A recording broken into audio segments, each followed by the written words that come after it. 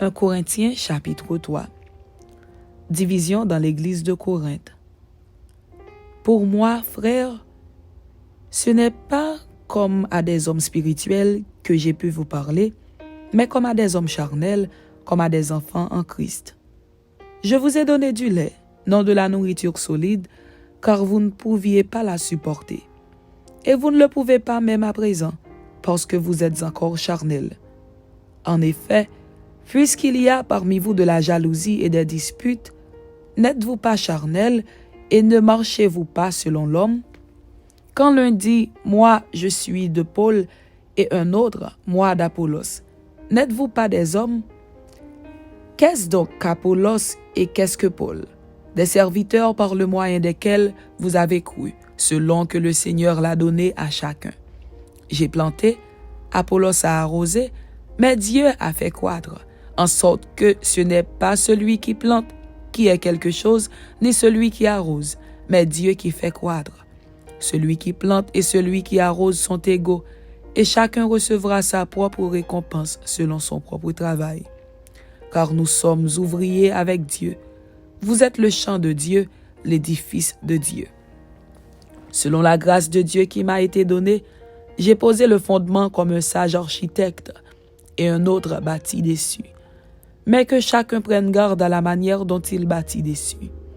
Car personne ne peut poser un autre fondement que celui qui a été posé, savoir Jésus-Christ.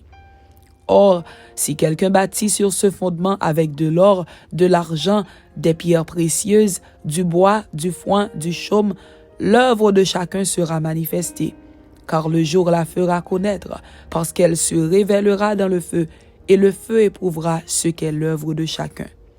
Si l'œuvre bâtie par quelqu'un sur le fondement subsiste, il recevra une récompense.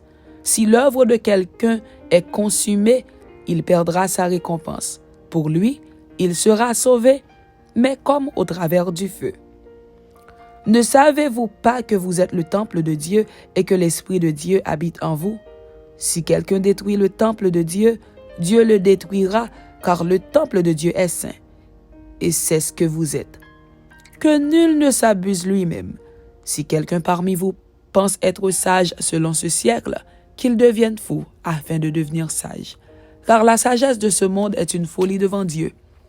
Aussi est-il écrit, il prend les sages dans leur ruse.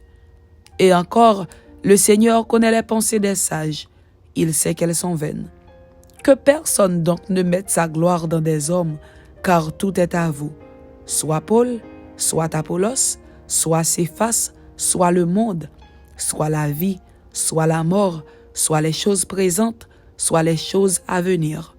Tout est à vous. Et vous êtes à Christ, et Christ est à Dieu.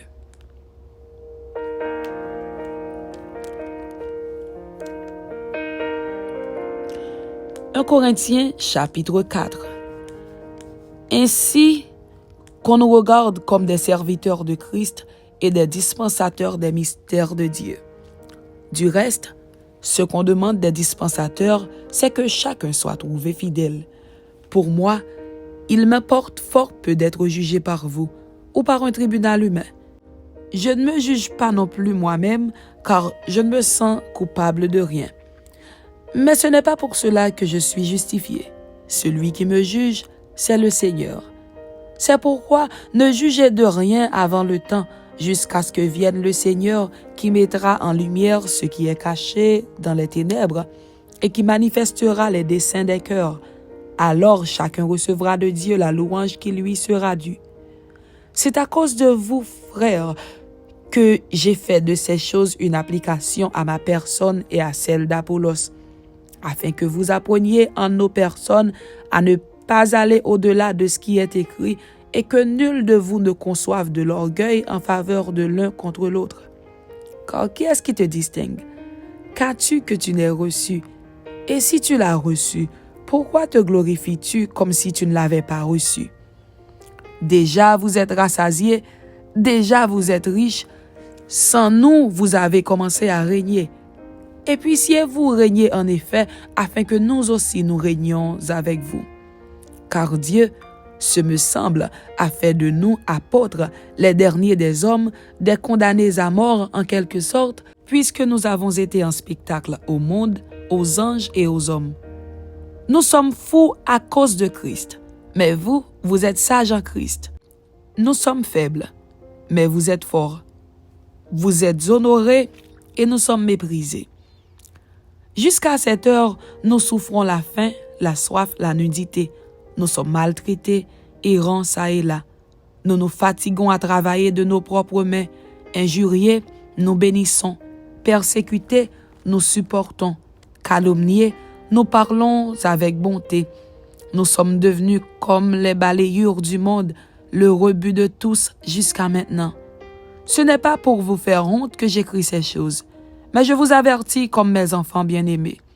Car quand vous auriez 10 000 maîtres en Christ, vous n'avez cependant pas plusieurs pères, puisque c'est moi qui vous ai engendré en Jésus-Christ par l'Évangile. Je vous en conjure donc, soyez mes imitateurs. Pour cela, je vous ai envoyé Timothée, qui est mon enfant bien-aimé et fidèle dans le Seigneur. Il vous rappellera quelles sont mes voies en Christ, quelle est la manière dont j'enseigne partout dans toutes les églises. Quelques-uns se sont enflés d'orgueil, comme si je ne devais pas aller chez vous. Mais j'irai bientôt chez vous, si c'est la volonté du Seigneur, et je connaîtrai, non les paroles, mais la puissance de ceux qui se sont enflés. Car le royaume de Dieu ne consiste pas en paroles, mais en puissance. Que voulez-vous? Que j'aille chez vous avec une verge ou avec amour et dans un esprit de douceur? Amen. C'était 1 Corinthiens chapitre 3 et 1 Corinthiens chapitre 4. Que Dieu vous bénisse. Amen.